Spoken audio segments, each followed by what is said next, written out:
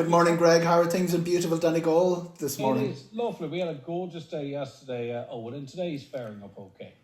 London Heathrow Airport completely closed. What's going on? Yeah, big drama, and it's going to take 3 or 4 days to sort it out, Greg.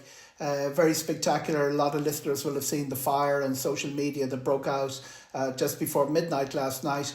A couple of things happened after that. They made the call, power supply to the airport was cut off, so they made the call at 2 a.m. They've closed it for 24 hours. That's a big drama because it's Europe's biggest hub. There are 1,300 flights in and out. There are about 63 off the island of Ireland, including 3 from Derry daily, 7 Belfast, 17 Dublin, and 1 from Knock. But the knock on from this is that Heathrow is a little bit different from other airports, Greg. Most people going to Heathrow aren't getting off in Heathrow. More than about 70% of them are getting on another flight to somewhere else. So rebooking a passenger, first of all, it's a big deal if you've that number of passengers getting them to London. But you're going to end up with segments. I've had 5 segments on one ticket on my flights and my travelling around the world. So there's a lot of people with rebookings to be done, and it's a headache for the airline. Good news is it's not really a headache for the passenger because it's the airline who has to sort this mess out.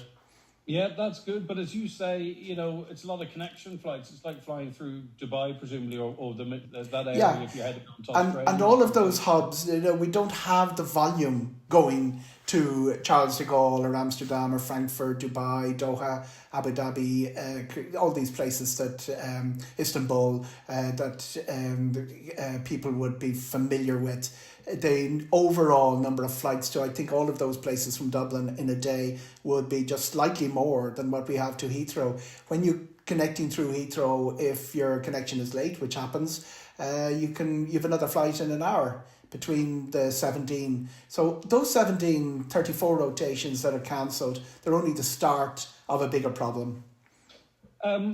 They do have other airports in the area. Stansted springs to mind. Do they have the capability to ease some of this, particularly maybe just for inbound traffic where a lot of maybe Irish, that's their final destination? Yeah, point to point, Stansted, Gatwick, Luton, Southend, London City, all operating as normal. Ryanair have put a couple of extra flights on for this afternoon to Stansted and to tomorrow to sort of relieve that.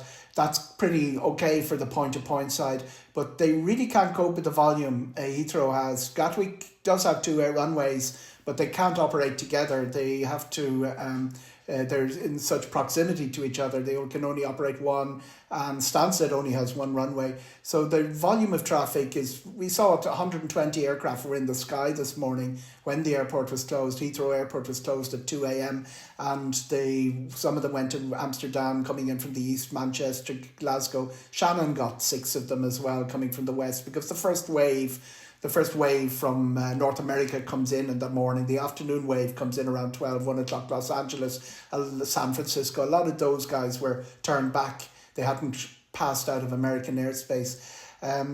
They don't have that extra slots or runway capacity to deal with the volume that Heathrow has. It's going to take a bit of catching up, but they will catch up, Greg, because the aviation industry is good at it. They lose, big hubs get closed occasionally.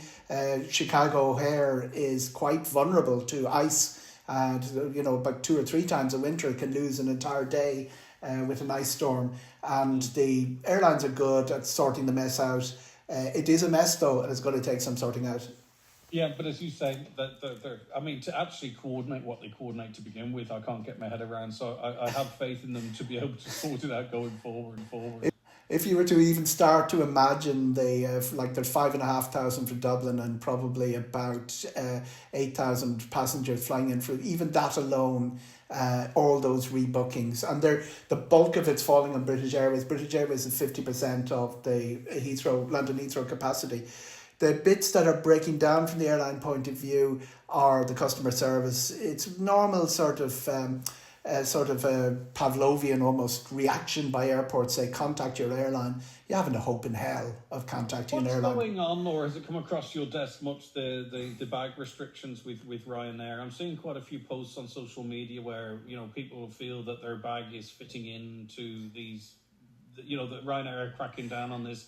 They feel the bag's fitting in and then they're being told that it's not and they're facing extra charges. Is that something that's coming in to use at Travel Extra much? It's always coming in, and it's as old as Ryanair's baggage charges. It's a long time since they brought them in, around 2002, I think it was. And what people say is the weight is exactly is under, and Ryanair say the weight is over.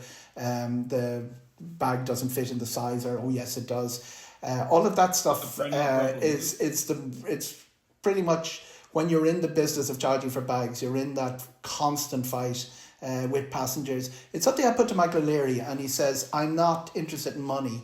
I just want people to bring their bags on board. I don't want them putting the bag in the hold, because he has to pay baggage handlers if that's the case. But then the big problem comes when you have only, you have 189 seats on a Ryanair. They're all the same, 737, 800, 189 seats. Some of the newer ones are a bit bigger, but there isn't enough bags for every one of those. And that's why the whole priority boarding dance and charade came about.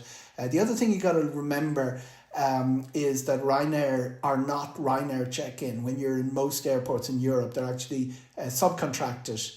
And sometimes Ryanair gives those guys a hard time about baggage. Yeah. So they bully the passenger because they're being bullied by Ryanair. Exactly. You can get inconsistencies. But I'm old enough, comfortably old enough to remember... You're not that old, Greg. None of that nonsense. Well, when you hear the next bit, are we all right?